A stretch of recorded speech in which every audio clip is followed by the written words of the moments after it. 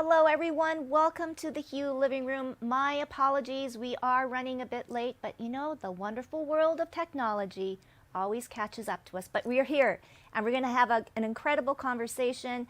Before we roll though, I just want to give a big shout out to my designer, Leonard Taylor, who has been dressing me. So for all of you first timers, you can go to the website, leonardtaylor.com. And when you check out, you can use the code I like Hue, H-U-E, 20 to get 20% off on your first order. So tonight I'm channeling spring. I'm not wearing the jacket, which is on the couch, and I've got these great culottes that are amazing. So thank you so much, Leonard. So let's open the doors and welcome everybody into the Hue Living Room. I've got some special guests today. I've got Nadia Thompson. She's the chair for Black History Month, and this is Black History Manitoba. My mistake, Nadia, but February is Black History Month, and we're so happy to have you. And from the city, representing Winnipeg, I've got Allie, and Allie Raposo, you are sitting on a very important committee, so we're going to hear more about that. And Linda, thank you so much for returning back. Linda, our business and life coach, and you always bring, well, a little bit more than a lot of wisdom to any conversation. And Rana Bakari. Well, what can we say about Rana? Well, we'll keep that and open it up to the conversation. So ladies, I'm going to start with our very special guest today, Nadia Thompson. And yes, Nadia, February is Black History Month, and as always, there's so many great things happening. February is almost over, but there are a couple of events that we can still take part in. Yes, you are correct. And we have to also recognize that Black history can be celebrated anytime. It doesn't have to be February. So we are coming to our last week of events for Black History Month 2022.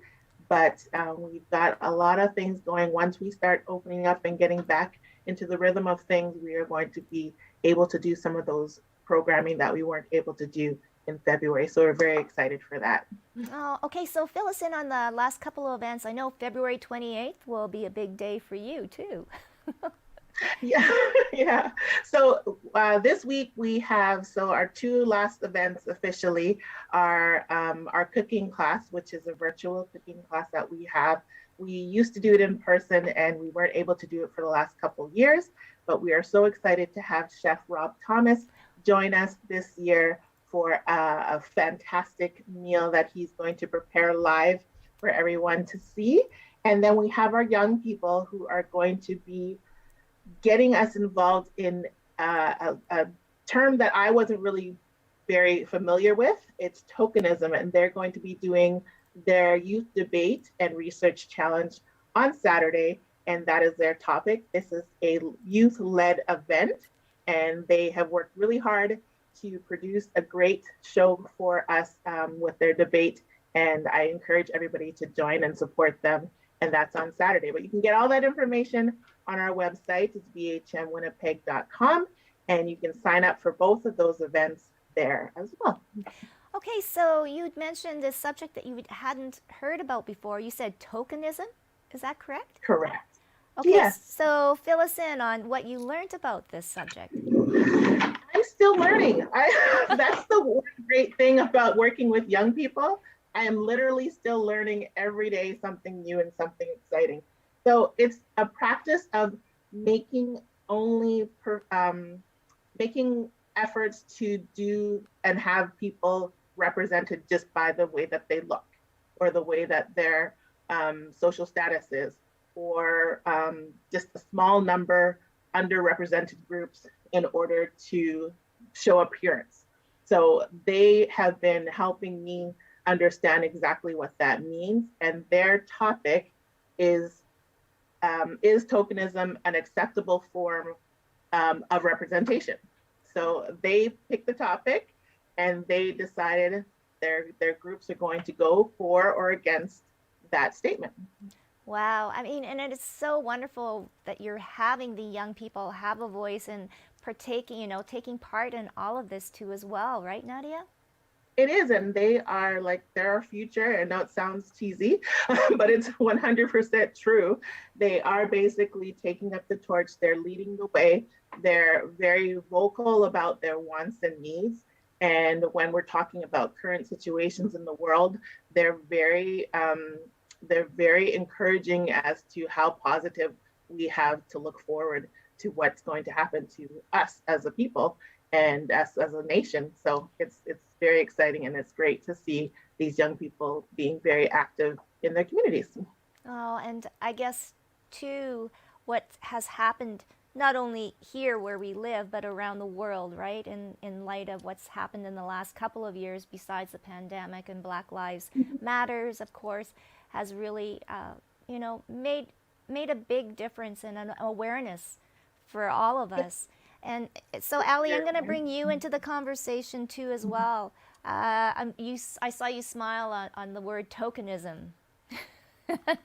Yeah. And I think that's a good, topic for all of us to chime in.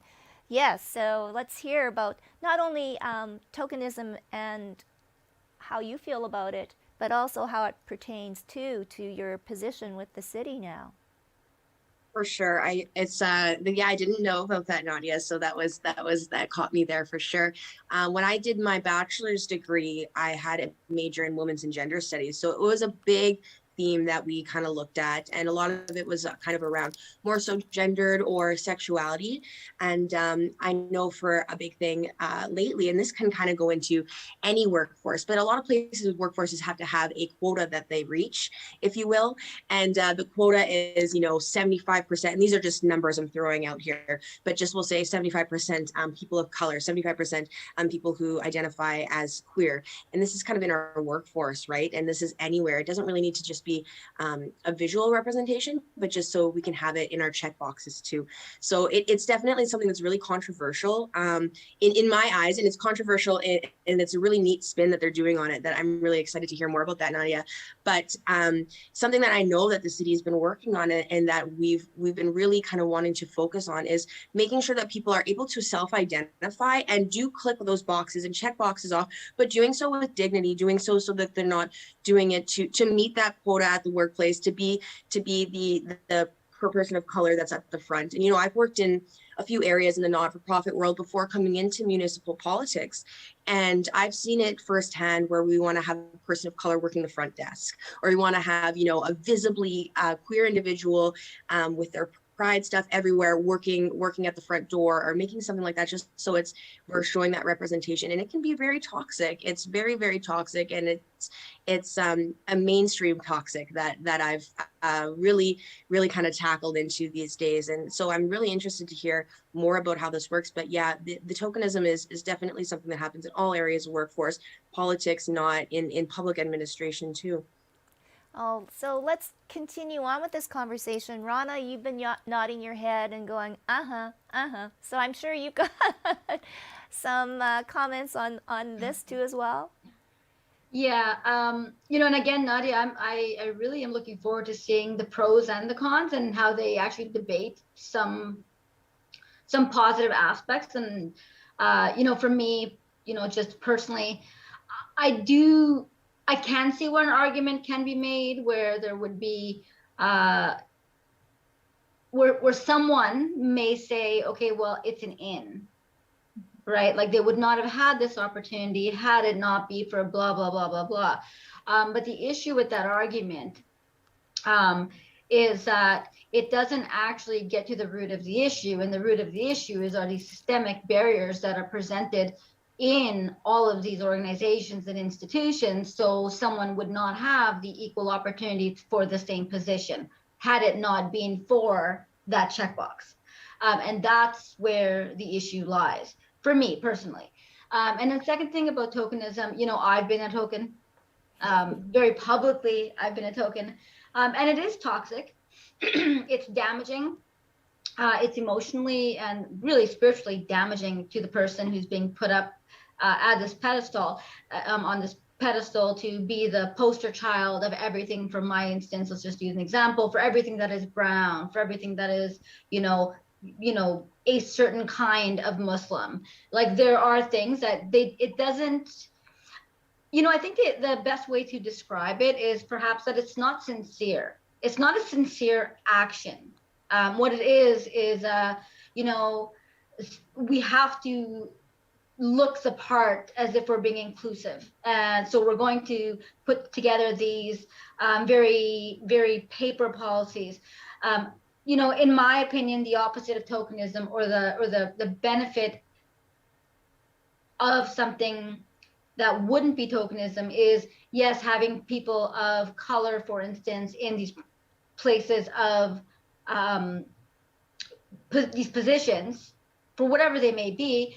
But when they get to those positions, are you actually hearing them? Are they sitting at those tables with a voice? Do they have agency to actually speak their words and be heard? That's when it's, in my opinion, not tokenism anymore. That is a legitimate, I want to hear your views and the lens through which you have lived this world, and I want to incorporate it in our company, in our politics, in our whatever else. So very long-winded, but I kind of hope you guys get what I'm kind of saying.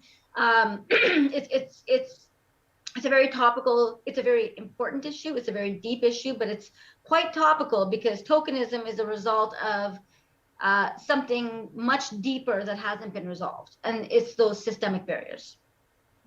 Okay, so what would be the pros? And Linda, so yeah, Linda, because you're a business coach and you coach people, a lot of women, entrepreneurs, and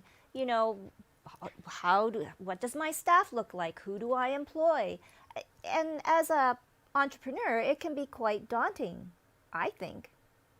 Right, Linda? Yeah.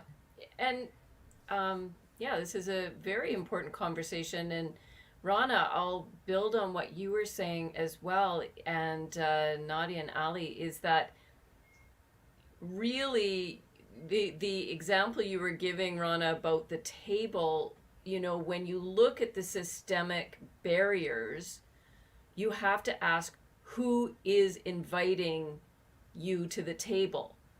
It's not, we still in our minds accept that the status quo, that there is white men at the table and they're inviting in the token people to, hear their points of view, create policy that's maybe more expansive, but we're still working within a system where we're being invited in.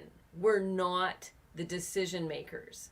And that's Ali, you're in politics, that's the key point, is to get more people to be the decision makers, to have the power, to be at the tops of the companies that are, I can't remember where I read this statistic, but there has been an increased effort to have a diverse workforce, but it's at the lower level. When you start to move up into management, it's still looking very white and very male. And that's where we're still looking at the barriers. So, yeah. So, yeah, who wants to chime in on Linda? May I? Yeah. And just to build off what Linda said, and Nadia, you're in healthcare. Perhaps, if you would most likely agree with this, perhaps. The fact that if we just take COVID, for example, a pandemic occurs, it sweeps the entire world. And there's numerous reports. There are numerous research studies done about the kind of intersectional, disproportionate effects of COVID on healthcare workers who are nurses, and all of those amazing people who are at the front lines, but also the janitorial staff, also the cleaners, also all of those other people who happen to be statistically, based on facts and figures and research, from very, marginalized groups. And they were the ones who were kind of, sitting there taking their brunt of a lot of that stuff, other than the doctors and the nurses and all those amazing people who we support unequivocally. So there's a lot of very important layers to these conversations, and we can't just kind of we can't just kind of, we want to talk about it in this holistic way, right? And we think that we do. We all want to just say, okay, well, this is the sweeping generalization, and this is going to fix everything. But that's not going to be the solution. And I think it's going to take a lot of women of color, allies of women, like I know Linda is very vocal about a lot of issues when it comes to, you've sat on many panels with us, especially with Q Live, but we need to look at things from an intersectional perspective. Sometimes it's not just color, sometimes it's color, gender, and sexuality. Sometimes it's like there's a whole host of things. And once we get to the actual crux of who is where and not be tippy-toeing around what the actual scenario we are living in is, that will be the only point where we can start to move forward. And you can look at city council for a perfect example of what not to do in politics. How many people of color are on it in our city council? In our city council? 2? Vivian? 2. Right? 3. That's it. To represent an entire city. To an entire city. How is that reflective of your city? I can personally say I don't think anyone sitting at those tables, truly would understand anything that I've ever lived, anything that my family's ever gone through, or our lived experiences, or lived challenges. It's impossible. You don't live it, you don't know it, and when you make decisions, you roam around yourselves. it's just a bunch of old white guys making decisions with a whole bunch of white guys. I mean, come on, it's a little bit of a problem. So maybe to turn the table around just a little bit, I'm going to go back to Nadia. Kind of, if you look at it in the Black community, we'd had a former police chief, Devin Clunas, who I loved the man. We have Audrey Gordon, who is, our cabinet minister. We've got Jamie Moses and Uzoma, who is amazing, both, representing their wards. I know there's not a lot. I think I named off 5 people. But having said that, they have brought a voice to the table. They have made people listen. We've been talking about this over and over again. I think, forget the glass ceiling. We just need action. So Nadia, maybe comment, though, on the plus side of, especially what's happened for the Black community here. Well, there's a couple of things that I would hope that we all take into consideration, because this tokenism may be a new term, but the actual act of what's happening is not new. Mm-hmm. So, there were companies that back in, 30, 40 years ago, they were required to have a specific number of visible minorities. At the time, that's what they were called, in order for them to function as an organization, as a business, as a corporation. So, at that time, people were feeling racism and feeling discriminated because they were told, you took the job from somebody else. So it's just a different way of looking at things now.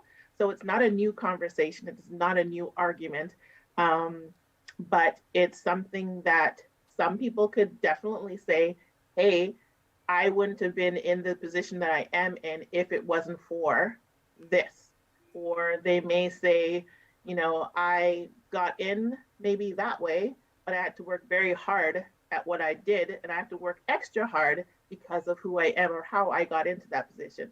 So, I can see it from both standpoints, and I'm going to love the fact that our young people picked this argument and they're doing it from both sides. So you get to see how they come together to focus on their both of these arguments. And for lack of a better term, we have a long way to go. We all know this. We're going to work hard to figure out how we can progress, but it's not going to happen tomorrow. So even though we have those 5 or 6 or 10 people that you can, count on both hands, we also have to take onus within ourselves and within our communities to say how many people are going for these positions and how many people are buying for them and not getting them, or are they just not there? So we can't have somebody representing ourselves if we are what we believe it's ourselves if they're not there to be picked. I've had that conversation many times in many different realms and different reasons. So either it's like for a job, or is it for a position, or is it for a company?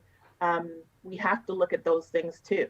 And I've been put in the position where sometimes I don't agree with somebody that looks like me.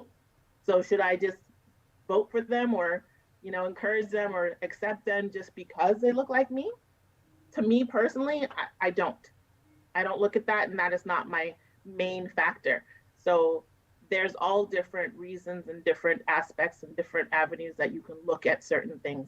And we just have to come together to figure out what works best for us as human beings.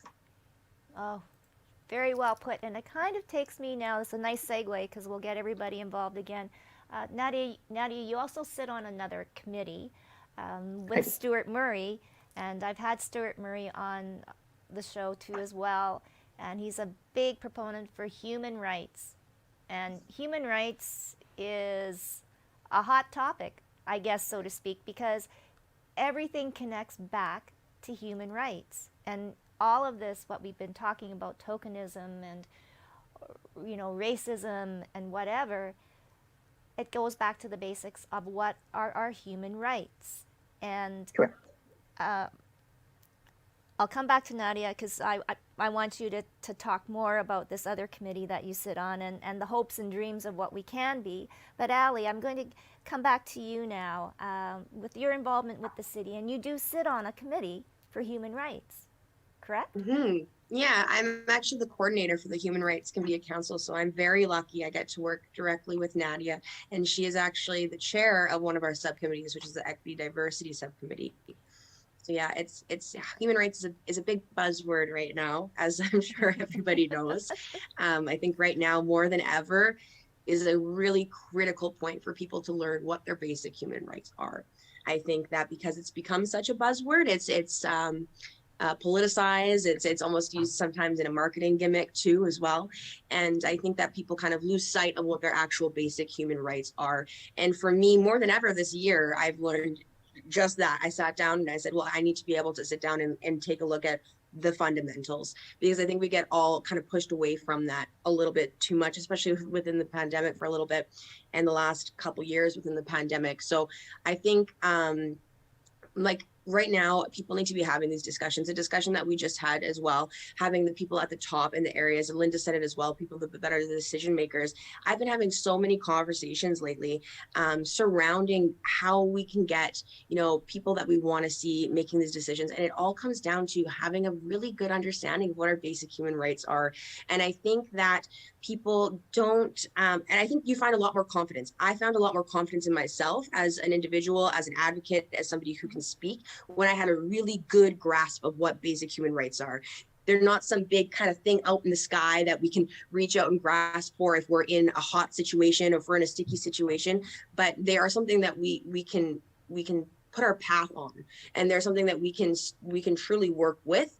We can work with each other's human rights, and then we can find areas of the gaps too that we're missing, and how we can better our human rights, how we can highlight that in rich areas that really highlight our human rights, like the Human Rights Committee of Council, right? So the conversation around human rights is big, but I kind of want to see it on a smaller scale and having those really those tight-knit those community conversations about human rights.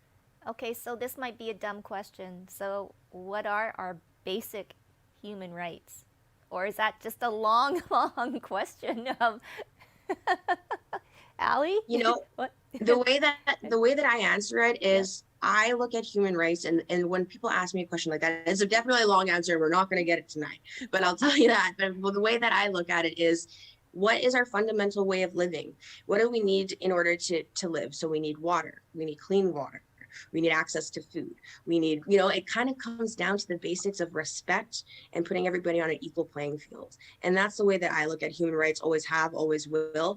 And so if we're able to kind of get that in the beginning, that first step of just basic human equality for everybody, then we can start having the larger conversations about me who's not getting the rights, or how do we get the rights to other people. But I think just having that core competency of what we understand as a basic human fundamental need is essentially a human right, and especially here in Canada, right? So that's kind of way that I look at it, and encourage others to look at it as well. Okay, so Rana, this is it political? Is it systemic that we cannot even agree on or have basic human rights for all? Oh, that's a loaded question. um, so yeah, I think it is political. I think it's been political in all of Canadian history that, rules for one group, basic human rights, dignity, respect for one group of people doesn't actually apply to a whole different group of people. Because if it did, you wouldn't have, people up north, any Indigenous community in this country that would be fighting for clean water, fighting to keep their children, fighting to have, affordable food up north, fighting for basic health care. The list goes on and on. So, when you're talking to me and just from a legal perspective about human rights, it's hard to not just based in law, if we were just going to apply basic rule of law for what all Canadians are supposed to have for human rights, we failed. We've already failed at that. As a country, we it's just not there. So that's the one aspect of it. But but that's a much larger conversation for and probably one of the ones that people should think about.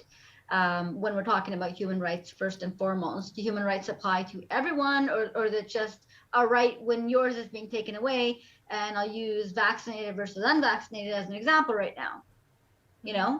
So, like if you kind of start to strip away at those conversations, what's the actual right? And, there's some stuff I agree with, some stuff I don't agree with. I will never agree with any kind of division, but the question we should all be asking is, what exactly is the right? What's the right that was owed to you that you have not received? Or like just as a basic, and I think if you ask someone that, and if they can answer that question, and not just, sovereignty over body, and that's a good answer, but there's more to it. There's more to that answer. You can't, that's not it. That can't just all be it. So that's one part of it. But I think I want to just touch upon what Ali said. She's right. These conversations need to be happening at basically at a grassroots level. And I really don't like the term grassroots, but we'll use it for the purpose of this conversation. At a grassroots level, people really trying to understand and starting to understand. And, that's in employment, that's in healthcare, that's in every aspect of what you do. Are you being treated with dignity and respect? And if not, what are your options? And, Canada does have a Human Rights Act. The province has a Human Rights Act. There are places where you can go that have very enumerated list of things about what is, a violation, what's discrimination, what would be something that appears to contravene your human right. So if people could just even know at the very basic, that we have legislation, we have laws, we have these acts in place. Quick perusal of it would give you a lot of ideas of what options you have available to you. And I'll leave it at that. There's a lot of people right now in the employment law field, right? And I practice employment law, not predominantly, but it's quite a part of my practice right now. And it's a big question that's being asked right now, and a lot to do with vaccination, a lot to do with people not being vaccinated, being terminated, being put on suspension, being put on leave. Like there's a whole host of conversations that are happening around that. And post-COVID, like the next few months and years as to come, we're going to probably see some really necessary review of what we have defined as human rights. And I will leave it at that. That was a lot of words. Well, and it does make me want to go and research that and know even what my basic human rights are. Linda, Okay, my question was kind of, so sometimes do we use human rights as a crux to hide behind? I'm not too sure, but now, how do we even explain it to our kids and for that generation, right? Human rights is so important. Human rights are at the forefront for our young kids growing up, right, Linda? Absolutely. And, it makes me, when I was listening to everyone speaking about human rights, it really brings home what we were talking about earlier about the decision makers. Because I'm a coach and I work with business owners and mostly women, and I spend a lot of time building confidence, a lot of time helping people step into a bigger life, make bolder decisions, choose paths that are risky, challenging, really put themselves out there, allow themselves to live in the face of judgment and criticism and still be okay, still, be thriving in the face of that. And so this conversation about human rights and representation makes me think, and we had this conversation last year about the need to have more people, as Nadia was saying, going up for office, taking on the challenge of running, taking on the challenge of pushing for being, Rana, in the legal field, being a judge, being people who are up there. And I know from talking to different politicians and different women in power, their reluctance to take on those roles because of the fear of the backlash, fear of the and it's not just a made up fear, it's a very real fear, as you know, of what is going to potentially come your way when you put yourself out there.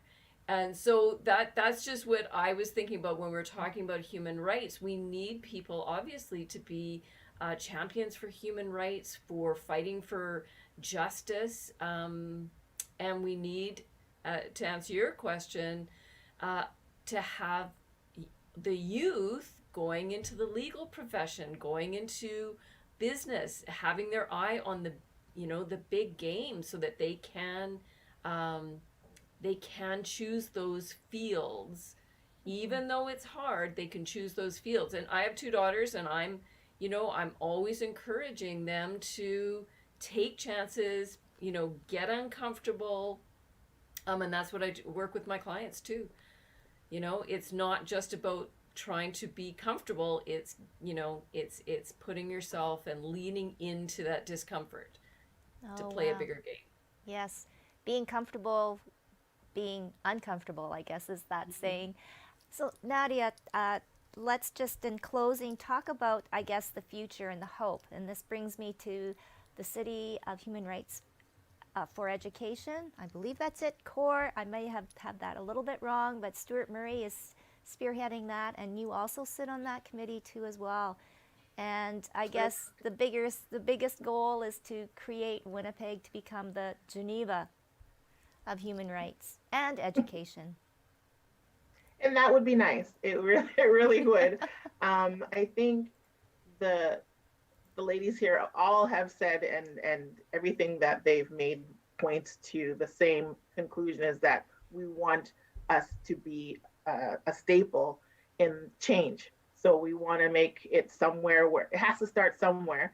Mm-hmm. And by having conversations and by talking about the issues and the problems, we bring them to the surface, but then we have to kind of dissect it and come up with solutions. So that's why we have, your show, and we have conversations and divisions and all of these committees, and we're talking a lot more. So if anything, the Big C has brought on an open forum for people to talk, and we have more time and more opportunities and more people to have these conversations with. So those are positives. But when I think of human rights, the biggest thing that I think of is safety. The right to be able to be who you are, to speak and to live and to walk down the street and not feel in any sort of way afraid or marginalized or singled out, or your safety is the number one thing, because we all need to live together. So like everybody else said, I encourage people to look up the Human Rights Act so that if you're not a big reader, go to the museum. It's right there on the board. It's pretty big. You can't miss it. So and just have those conversations. It's super important. But we have to start somewhere, and we have some brilliant minds in this city, and some brilliant minds that are at tables and do take those chances and do feel like, even though I might get knocked down, I might not get what I want, or I might not feel like I'm heard, you still say it. One of our themes this year is look, listen, share, and act. And that's a call to action, to say, hey, you know what, we can sit back and complain all we want, but that's not going to change anything. So we need to do something in order for us to change. And the more that we do, the more changes that come about. Oh, so beautiful. Nadia, quickly, where can people go so maybe they can listen or see the debate on tokenism and the other event for Black History Month? So if you go, all the information for Black History Month is on our website, bhmwinnipeg.com. We also have our Facebook group, Black History Month Winnipeg, and we have a YouTube channel, Black History Manitoba. So those, again, it's on Saturday. You can sign up through Zoom, and we'll have the registration there. And this debate is one of those, it's for an educational purpose. There's no winners or losers. We just want to give a platform for these young people to voice what they want to know, what they want to talk about. And it's up to us to listen to what they're saying. Oh, beautiful. Well, thank you so much, Nadia. Let's keep the conversation open. I think there's way more to be discussed on this topic of human rights. Ali, quickly too, if people want to connect with your committee, how can they reach out?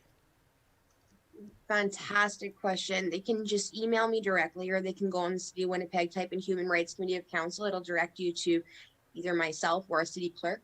But my email address is pretty simple, and I'll send it on over. It's just araposo@winnipeg.ca. If there's ever anything that you want support on, or even a presentation that you want some city folks to come out to or let us all know, like, please do let us know. There's room for presentations and delegations, and I'm always encouraging folks to do so. So please reach out if there's something that you want to watch. All of our meetings are live streamed on the city website. So check those out too, and get yourself in the know and see what's kind of happening in our city.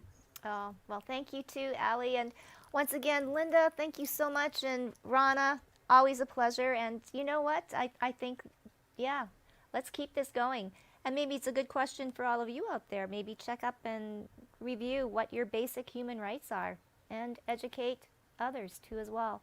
So thank you so much for joining us on the Hugh Living Room, and we'll be back in a couple of weeks.